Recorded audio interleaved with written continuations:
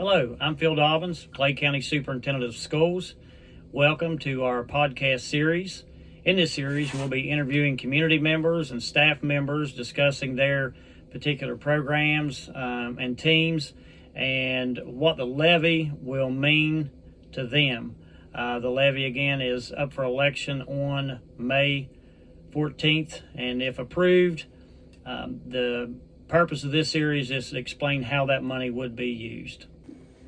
This evening we have longtime band instructor at Clay County Middle School, Mr. Doug Wayne. Doug, welcome to the show.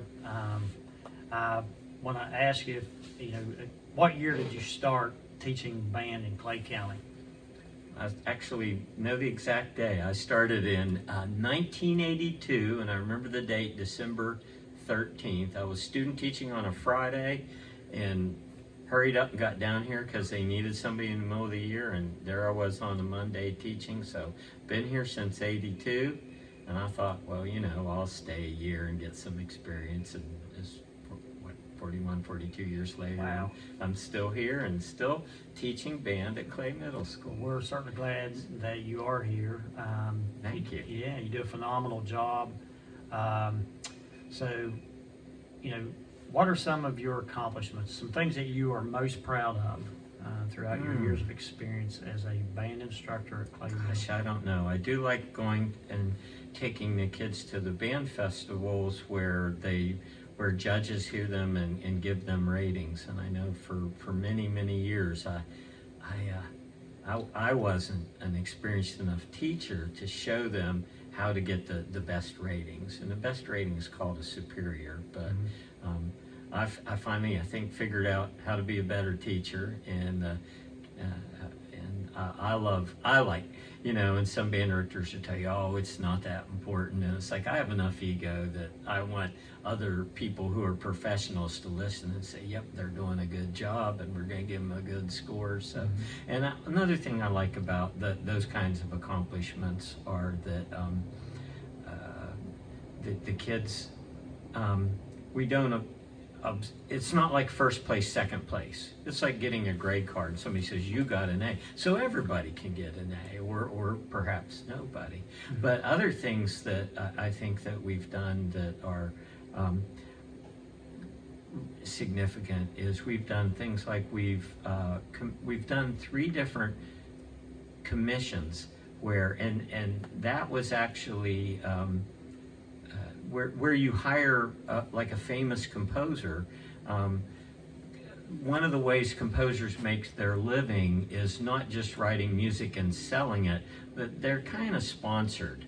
Like some musical organization will say, we'll help you if you write something and give us kind of like, we get to be the first to perform it, and we get to be, it's kind of customized for us. Right. Then we'll sponsor you and kick in some money. So there's 3 pretty popular pieces of band music that other bands around the United States play that say right on it, this piece was sponsored or commissioned by Clay County Middle School in West Virginia. Wow, I did not know that. Oh yeah, we have 3 of them, and I'm real proud of that. The last one we did was probably about 10 years ago. Gotcha. But I'm real proud of that too, and just having kids come back and say, remember when we, and whatever. Sure. Remember right. When we did that, and remember when we got to go to Kennywood, or remember when we got to play at a concert at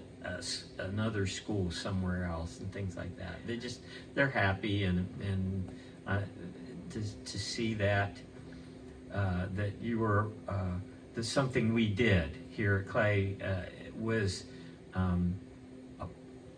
something that's going to stay with them forever. Sure. That when they remember those memories, the look on their face, it's just like that was an important and happy time for them. And it's great to see that. Well, let's do some math here. So you started in 82. The levy that we did have was approved. We're going to say around 2000. I don't know the exact date. So we had a levy for about 20 years. So for the first 18 or so years of your career, we had no excess levy, and then we were able to pass this levy in Clay County, and then for the past couple years we haven't had excess levy funding. So I guess my question is this: so you've had life at Clay Middle Band with no levy, then we had the excess levy, and then we've lost it again. Could you kind of compare and contrast the times, I guess, from before the levy, during the levy, and then after? Sure. Before the levy, we there's in most bands, the way it works is that the instruments that are really big, things like tuba, timpani, something like a bass clarinet, great big baritone saxophone, those things cost thousands of dollars, and most schools try to provide those. So if you can get some kid that'll say, yeah, I'll play the tuba, it's like, great, we'll let you have this tuba to use. But most of the other instruments, things like trumpets and clarinets and flutes and even alto saxophones, those are paid for by families usually. Mm-hmm. Sometimes right out purchased, and sometimes they're renting them and paying $25, $30, $40 every month to a music store to get to use those. And that's what we were doing before the levy. And then with the levy, where we were able to get a few more instruments, like every year we'd say, okay, can we get one or two instruments? And usually the Board of Education would provide money for that, so we were able to provide more instruments for students to use. But another thing that happened around that time also was we received a grant from VH1 Save the Music that purchased many instruments. And after that happened, now the condition of that grant is that we have to keep them working and in repair.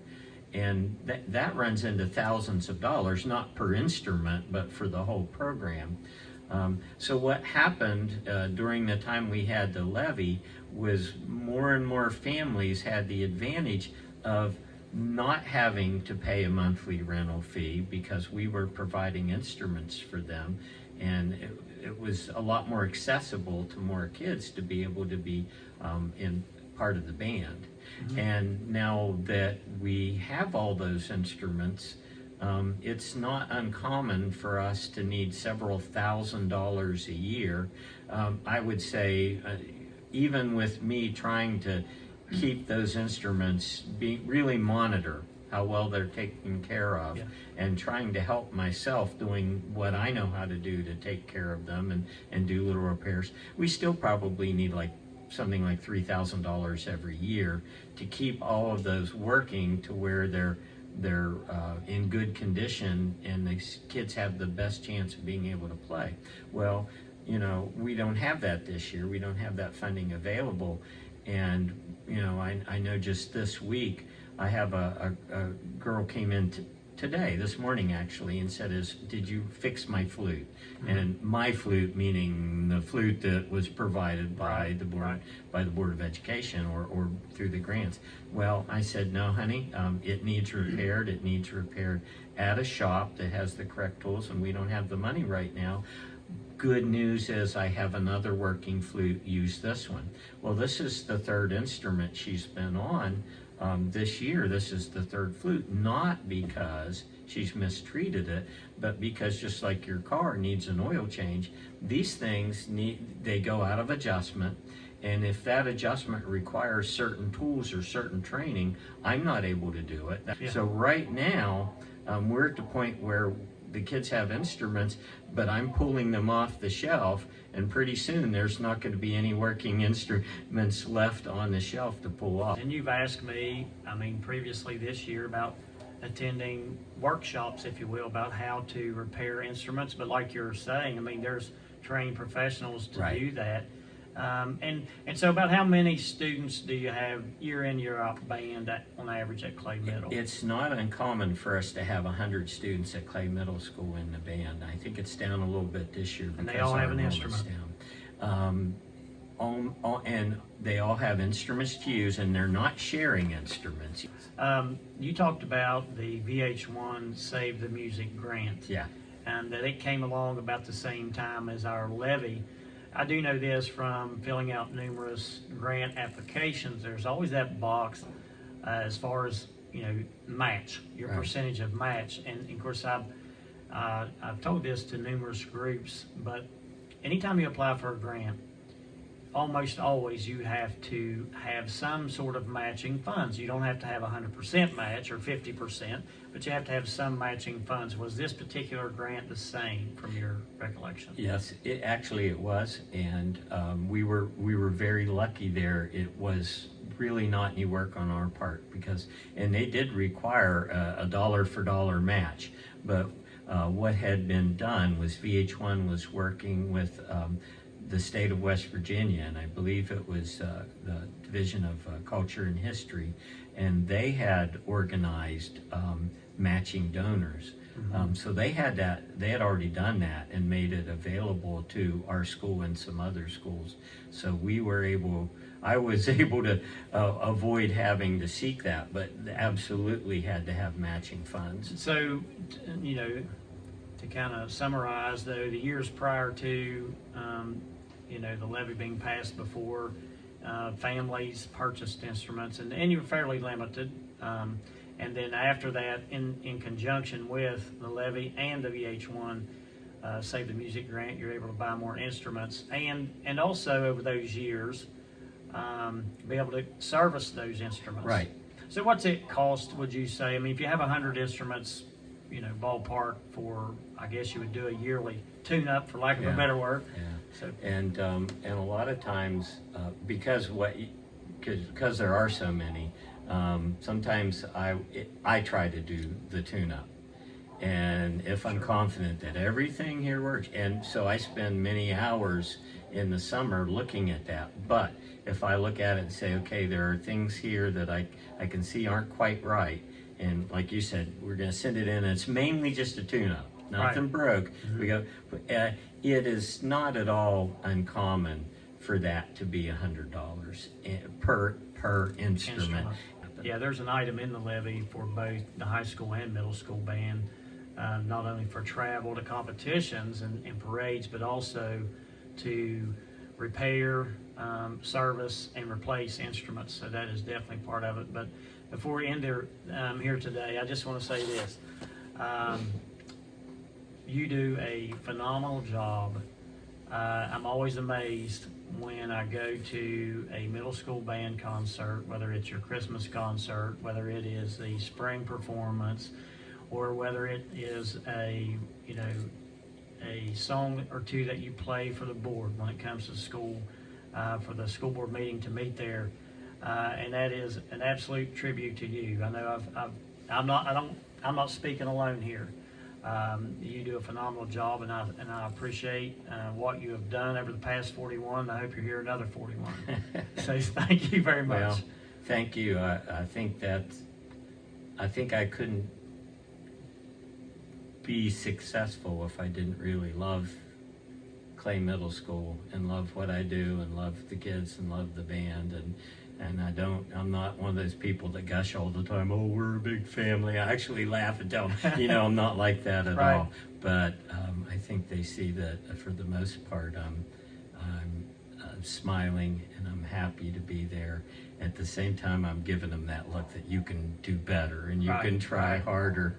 Right. So I think I would attribute it to I just like it. I like it in Clay, and I like the kids, and I like doing the band, and so I'm able to hopefully come up with something that when it's, that gets a good result. Yeah. Thank you so much. Thank you, Mr. Wayne. Thank you for watching our podcast. There will be more to follow.